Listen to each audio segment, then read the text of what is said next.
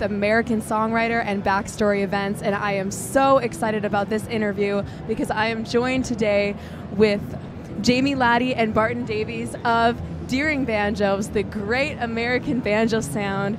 Over 100,000 banjos sold. Congratulations. Thank you so much, and thank you for having us. It's great to be here. It's amazing. I love this company so much because of the family history, and the story is so exciting. So 100,000 banjos. Is this the 110th banjo?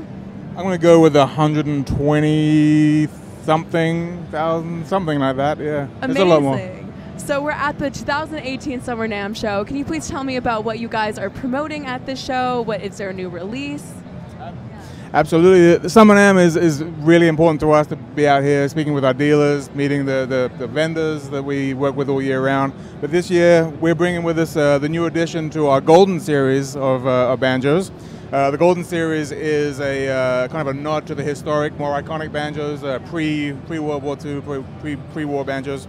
And this is the Rustic Wreath. And the Rustic Wreath came about from a collaboration that we had with one of our master dealers, Barry Waldrep at banjo.com, fairly close to here.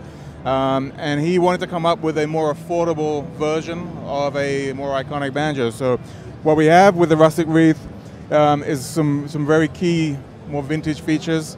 So noticeably the peg head shape is a typical pre-war peg head shape.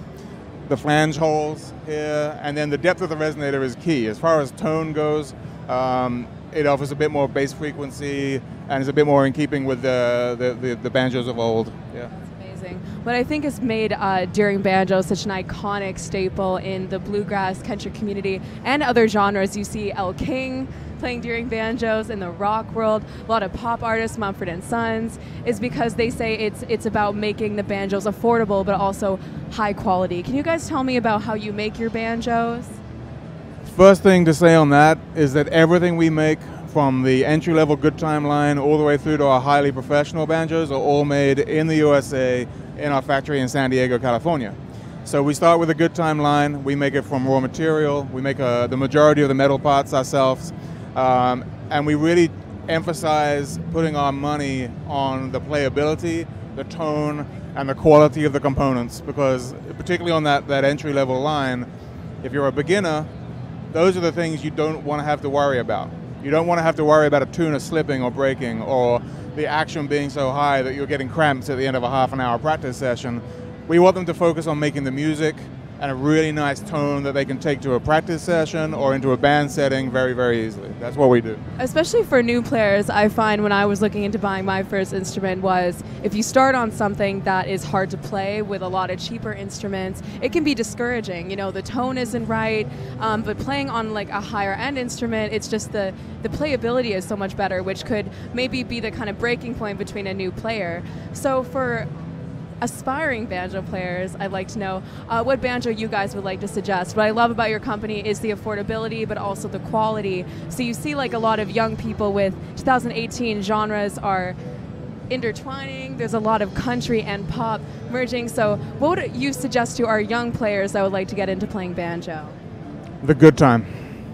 That's all you need to know. The Good Time line of banjos, it's been around for 23 years.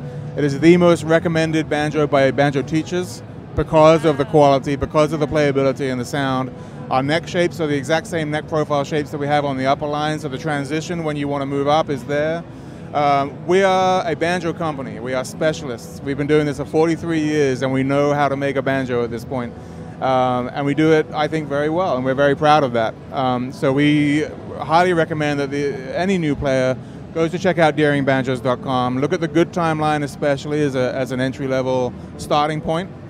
There's definitely more affordable banjos out there. None of them will be made in the USA like the Good Time is.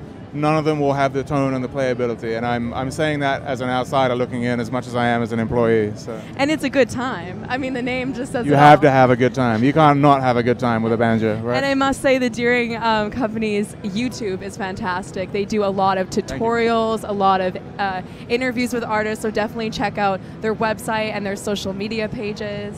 Yeah, just on that as well, one of the things we did launch earlier on this year was a collaboration with Artistworks and Tony Trishka. So we do have a lot of lesson content and technical maintenance content that we create.